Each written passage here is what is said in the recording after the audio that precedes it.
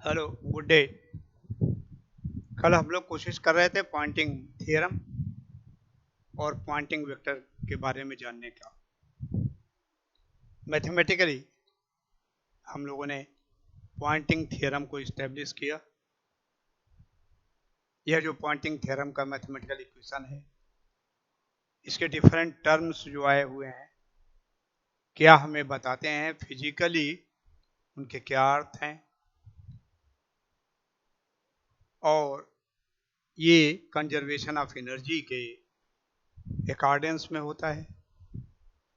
तो हम पहले मैथमेटिकल इक्वेशन जो कल डेवलप किए थे फॉर पॉइंटिंग थ्योरम, उसको फिर लिखेंगे और एक एक टर्म जो आए हुए हैं उसके अर्थ को समझने का प्रयास करेंगे, और फिर यह भी जानने का प्रयास करेंगे कि यह जो मैथमेटिकल इक्वेशन लिखा है कैसे कंजर्वेशन ऑफ एनर्जी के अकॉर्डेंस में है और विभिन्न टर्म्स के क्या क्या मतलब है, और उससे फिर पॉइंटिंग वेक्टर किसे कहते हैं इसको डिराइव करेंगे। तो आज का उद्देश्य हमारा ये होगा। तो सबसे पहले mathematical equation for pointing theorem. The mathematical equation for pointing theorem is pointing theorem. Pointing theorem.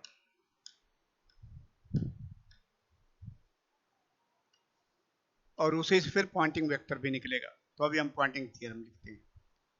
कल जो हम लोगों ने मैथमेटिकल एक्सप्रेशन डेवलप किया, integral over some volume, integral over some arbitrary volume of the parameter divergence E cross H dV. This is equal to, this was the term on the left hand side. Right hand side पे दो term हमारे पास हैं, और right hand side पे जो term आते हैं, पहला टर्म है the with minus sign the time derivative over the volume integral over the same volume which has been considered on the left hand side. ये पहले टर्म में हमें प्राप्त होता है half mu H square plus half epsilon E square. Check कर दीजिए, कल यही एक्सप्रेशन हम लोगों ने डेवलप किया था क्या? ठीक। तो मैं मैथमेटिकल स्टेटमेंट जो पॉइंटिंग थ्योरम का है, कल जो हम लोगों ने डेवलप किया था उसको लिखने का प्रयास कर रहा हूँ। आप अपने कॉपी में नोट डाउन किए होंगे, तो उससे मिला भी लीजिए। यदि कहीं कोई अंतर आए तो फिर बताइएगा। ठीक। So this is the first term on the left hand side, और इसी के संगत एक और टर्म था the volume integration on the same volume. This volume and this volume are the same, and we get here E dot G dV. तो ये mathematical expression हम लोगों ने डेवलप किया था, और यही this is the mathematical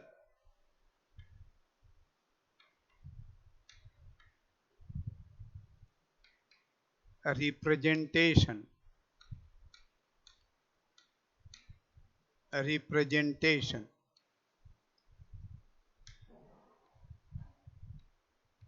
of pointing theorem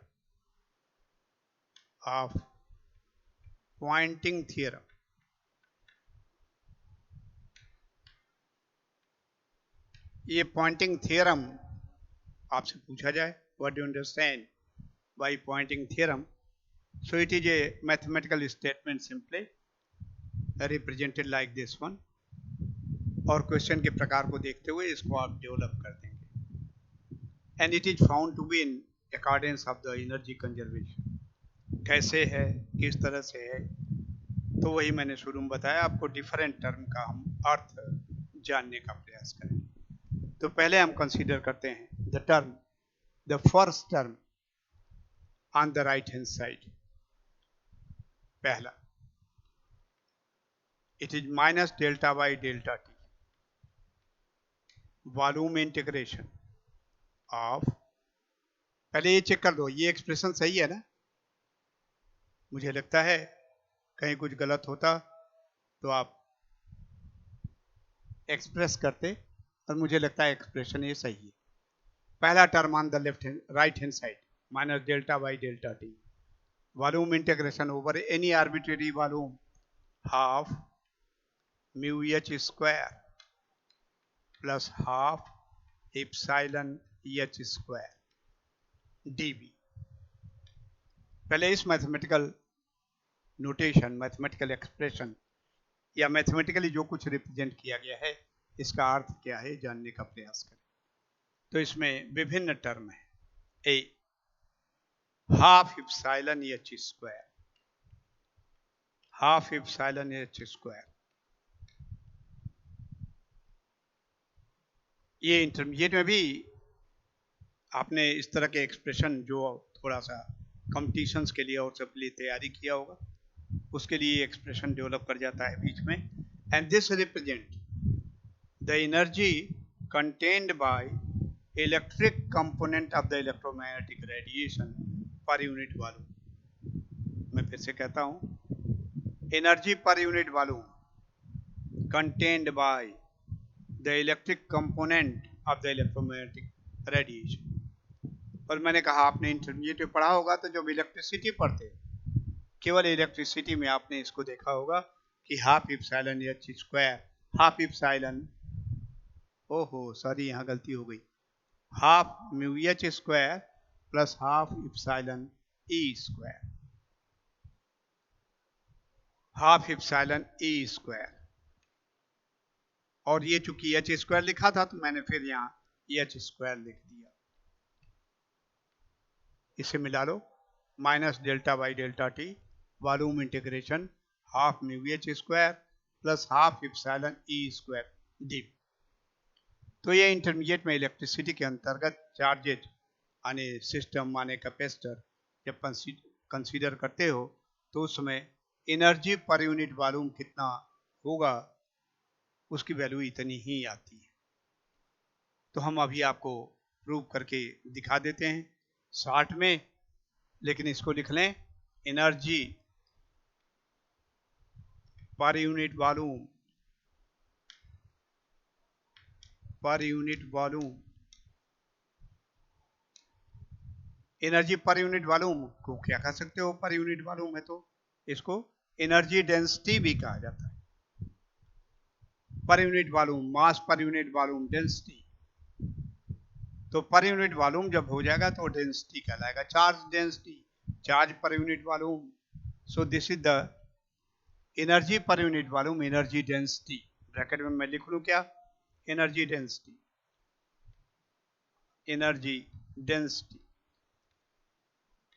और आगे भी हम पढ़ेंगे, इससे परिचित होते जाएंगे। और इस एनर्जी डेंसिटी के लिए एक्सप्रेशन यू का प्रयोग किया जाता है।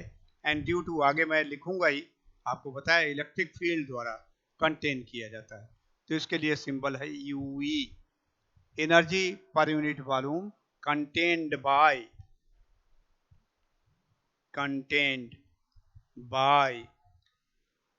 Electric component, electric component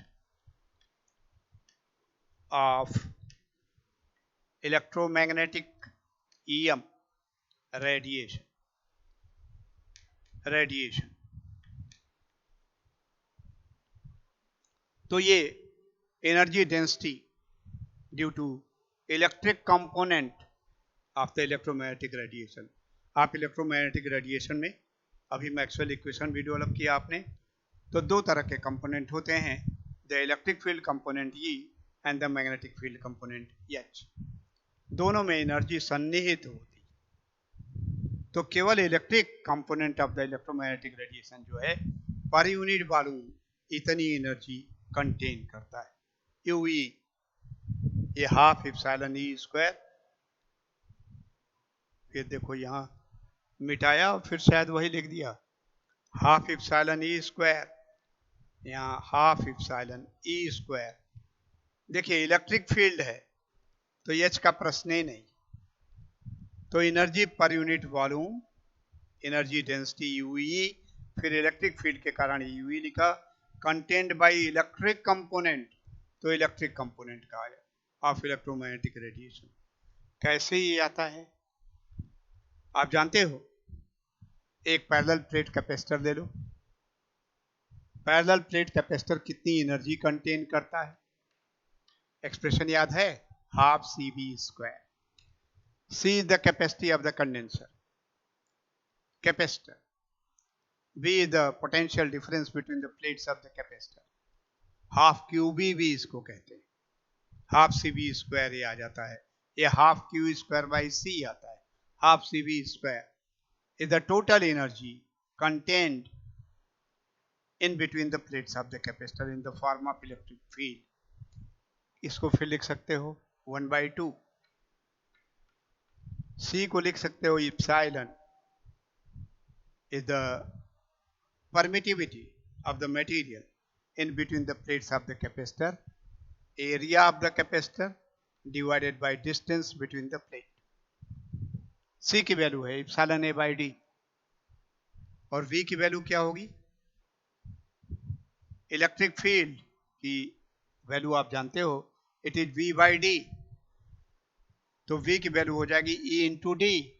square कर दीजिए तो E स्क्वायर D स्क्वायर। मैं फिर से स्पष्ट कर दूं, energy contained by a capacitor जिसकी वैल्यू है C, पोटेंशियल डिफरेंस उसके प्लेट के बीच में है V, half C V square आएगा।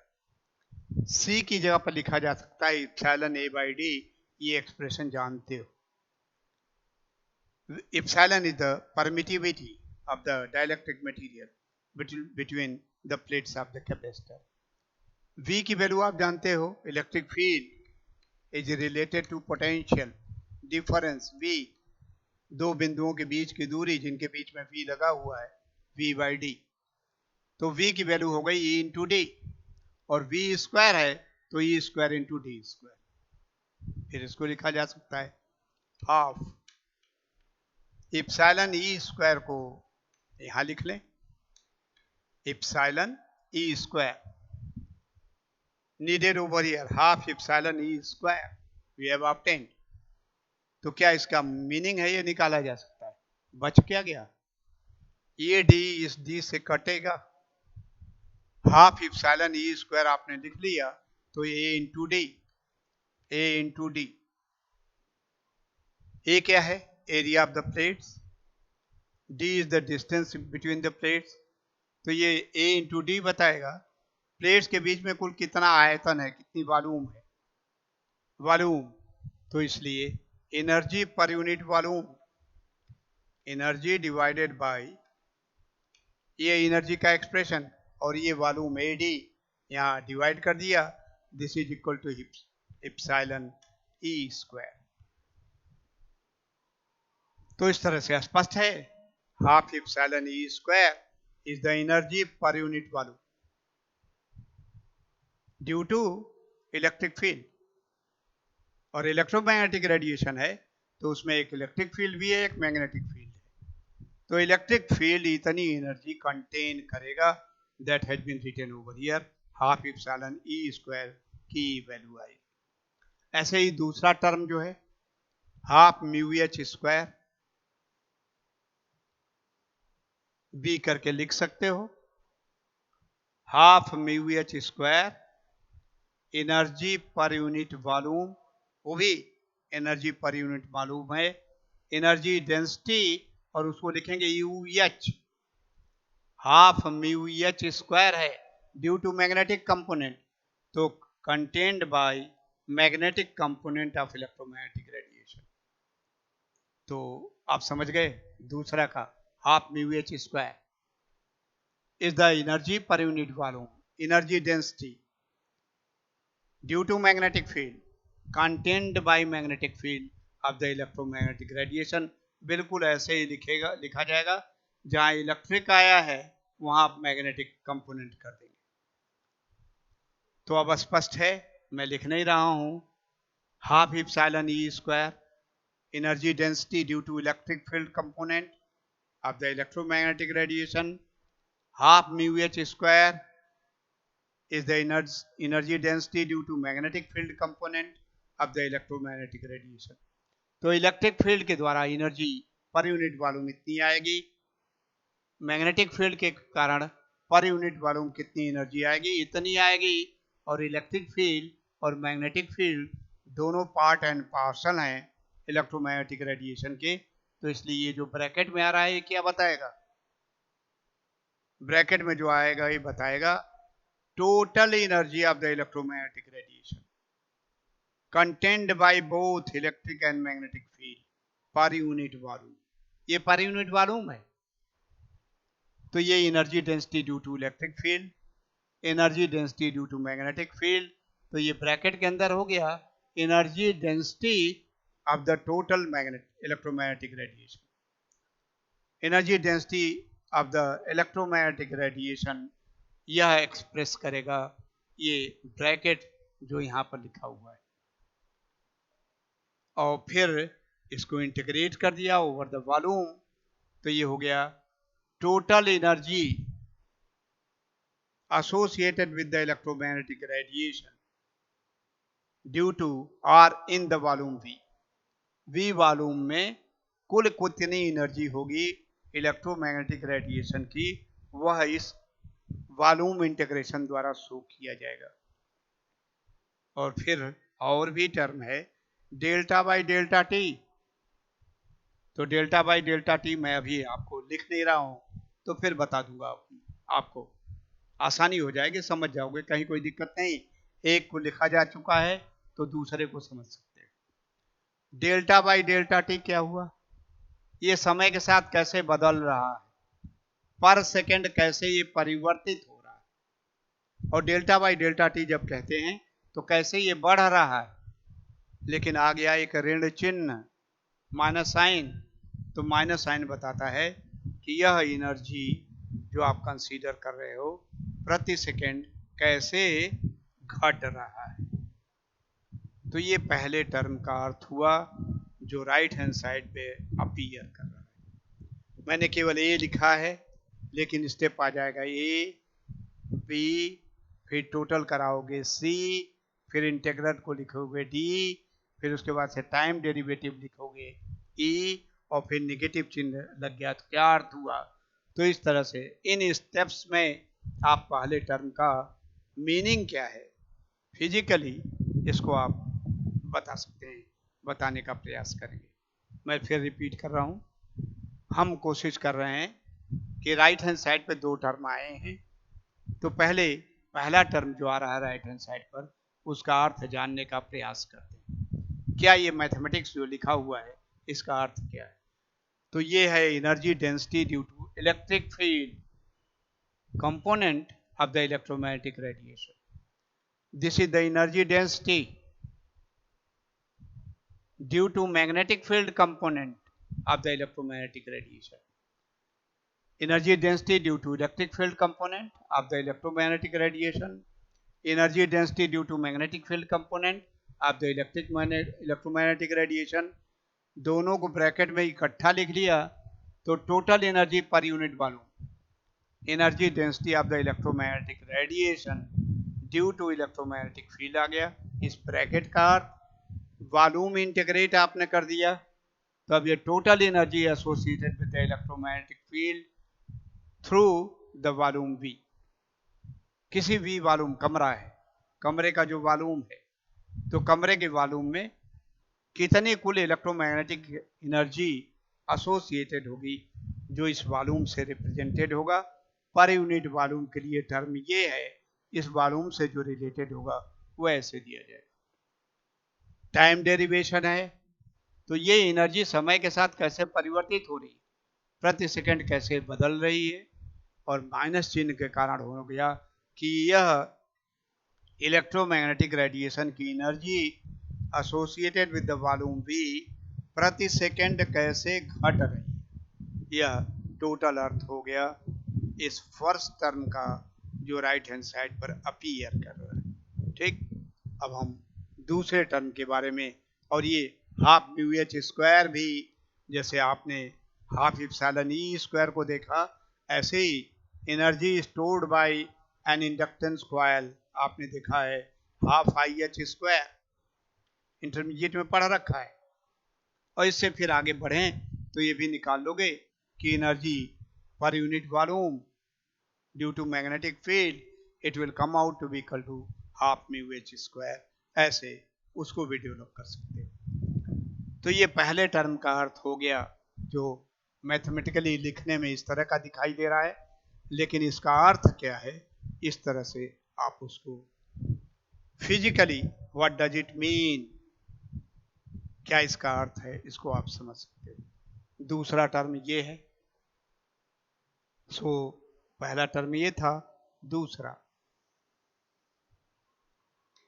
The second term on the right hand side minus volume integration over the same volume of the quantity E dot J D V, ये the amount of energy dissipated, खर्च किया गया, the amount of energy dissipated per unit time in the system associated with the volume V. Rate of consumption of energy associated with the volume V. इसका अर्थ है it is in accordance with the Joule's law.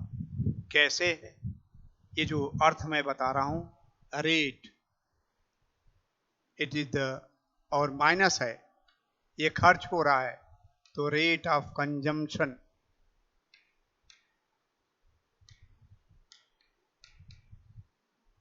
Of energy,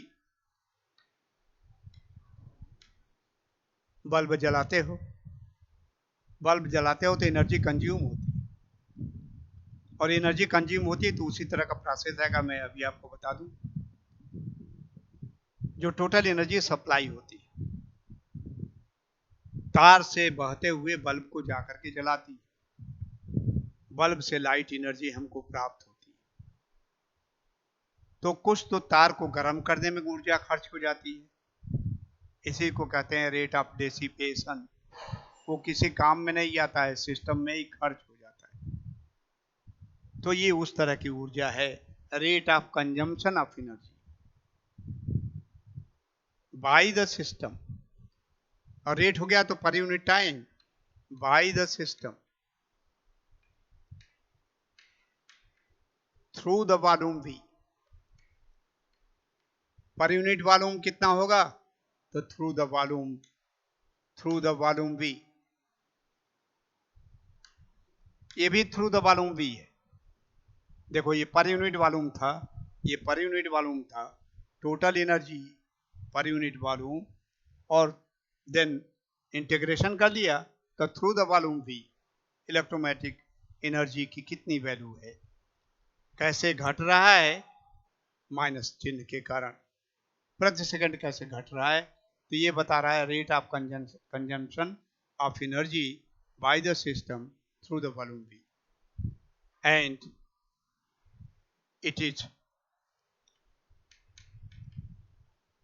the statement in accordance with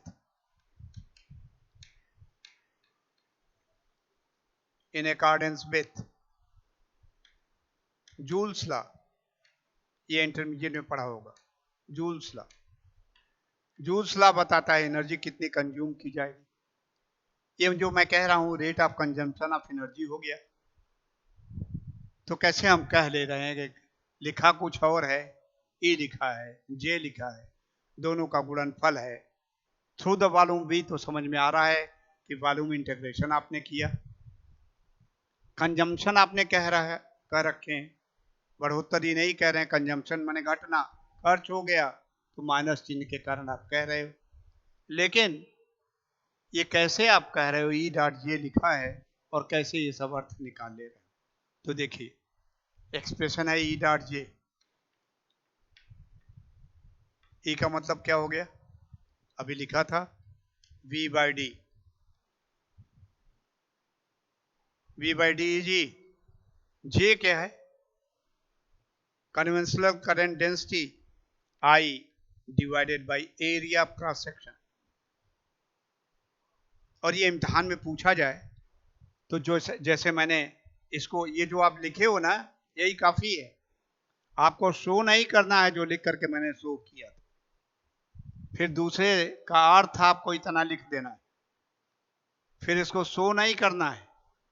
लेकिन क्यों मैं कह दे रहा हूं, कैसे आ रहा है, इसको मैं आपको समझाने का प्रयास कर रहा हूं। तो ई डॉट जे आया, ई वी बाई डी के बराबर है, जे की वैल्यू आई बाई ए होगा, इसको लिख सकते हो V I divided by D A. और डी ए का अर्थ फिर जैसे अभी किया था, हाफ सी बी स्क्वायर में ए एरिया ऑफ क्रॉस सेक्शन है, डी लेंथ है, तो इसलिए मालूम हो गया। तो क्या हो गया, ये है वी आई, ये भी जानते हो, वी इंटू आई क्या होता है, पावर। एनर्जी के लिए एक्सप्रेशन होता है वी आई टी, एनर्जी में टी का भाग देते हो तो पावर मिलता है। और पावर के लिए क्या एक्सप्रेशन होता है, वी इंटू आई। और पावर का अर्थ होता है energy per unit time, rate of consumption of energy. देखो वहां से आ गया, ये पावर है, power energy consumed per unit time divided by volume. तो ई डॉट जे का अर्थ निकाल लो, power consumed per unit volume, और वॉल्यूम इंटीग्रेशन कर दिया तो थ्रू टोटल वॉल्यूम। और पावर का मतलब होता है एनर्जी पर यूनिट टाइम, तो consumption of energy per unit time, per unit time को ही रेट कहते हैं। तो rate of consumption of energy by the system, ये सिस्टम में खर्च हो जाएगी। बल्ब जलाते हो, एनर्जी खर्च होती है, नापते हो, घर में मीटर लगा रहता है, और जितने यूनिट बिजली खर्च करते हो, इंटरमीडिएट में इम्तहान में भी कभी कभी प्रश्न आ जाता है। अदरवाइज इस तरह के न्यूमेरिकल आपने किया होगा कि घर में फ्रिज चल रहा है 2 घंटे, इतने वाट का है, बल्ब जल रहा है, पंखा चल रहा है, सबकी वाटेज और सबकी टाइमिंग दी रहती है, तो आपको बताना होता है कितनी यूनिट बिजली खर्च होगी। ये सब आप कर चुके हो। तो देखो पावर से परिचित, power is the energy consumed per unit time per unit volume.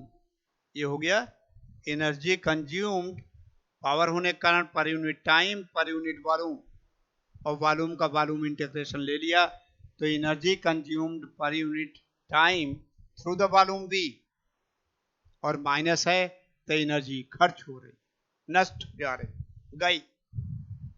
सो यही जूल्स लॉ बताता है। सो it is in accordance with joules law. ये दूसरे का अर्थ, ये दूसरा टर्म राइट हैंड साइड पे जो आ रहा है उसका अर्थ ये हुआ। तो फिर आपको ये प्रूव नहीं करना है, ये केवल आपके जानकारी के लिए, ये इम्तिहान में पूछा जाए तो ये लिखना नहीं है।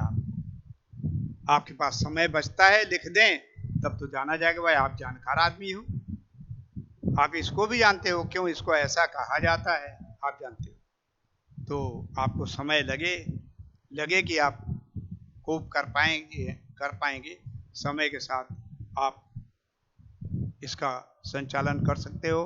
बेटर वे में तो लिख दो, otherwise it is not needed. तो अब देखिए 2 टर्म राइट हैंड साइड पे आए, दोनों का अर्थ। इलेक्ट्रोमैग्नेटिक एनर्जी किस दर से, टोटल इलेक्ट्रोमैग्नेटिक एनर्जी, तो इलेक्ट्रोमैग्नेटिक एनर्जी किस दर से घट रही है through the volume we. Electromagnetic energy है, इसमें से घट रही है, और उसमें से कुछ एनर्जी सिस्टम में ही खर्च हो जा रही है। जैसे मान लीजिए बाल्टी में पानी रखा है, बाल्टी से मैंने 1 लोटा पानी निकाल लिया, तो 1 लोटे का जितना वॉल्यूम होगा उतने की पानी में कमी आ जाएगी, और वो वॉल्यूम हमको कहीं प्राप्त हो जाना चाहिए, तो मैंने उसको पानी किसी दूसरे बर्तन में डाल दिया, तो आपको उतना मिला, लेकिन उतना नहीं मिलेगा, कुछ बर्तन में चपका हुआ रह जाएगा। तो जो चपका हुआ रह गया कि वो क्या हो गया, लॉस हो गया, कंज्यूम हो गया, सिस्टम में ही खर्च हो गया, वो सिस्टम का पार्ट हो गया। तो वो चीज रिप्रेजेंट कर रहा है जो लोटे में पानी चिपका रह गया, मग में पानी चिपका रह गया, वो ये दूसरा टर्म है। और बाल्टी से आपने निकाल लिया पानी 1 लोटा, तो ये पहला टर्म है।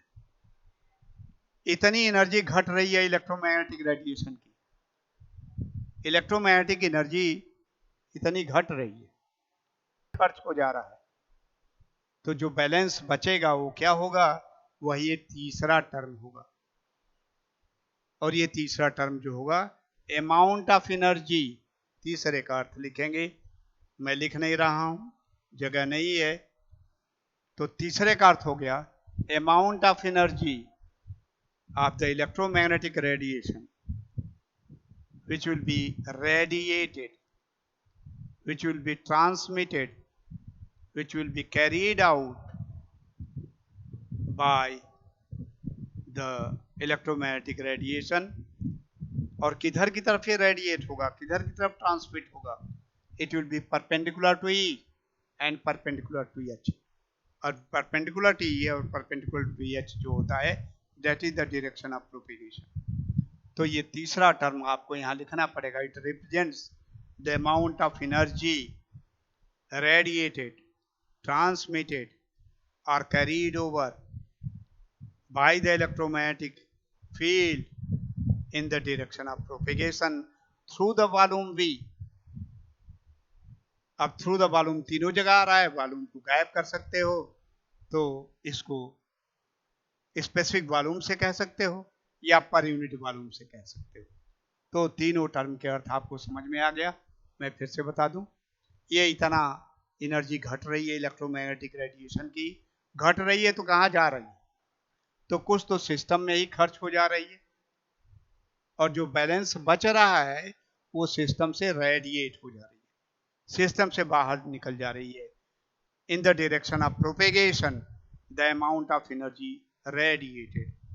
लेकिन एक चीज और लिखेंगे, ये भी रेट है प्रति सेकंड, ये भी रेट है प्रति सेकंड। देखो power, energy per unit time, energy प्रति सेकंड, तो इसको भी आपको प्रति सेकंड यहाँ दिख नहीं रहा है, लेकिन प्रति सेकंड कहना पड़ेगा। तो ये तीसरा टर्म हो गया, the amount of energy which will be radiated, transmitted per unit time per second in the direction of propagation, in the direction of propagation is this third term is। और इसी third term को मैं थोड़ा सा और आपको ये मिटा दूं, अब इसे मिटाया जा सकता है।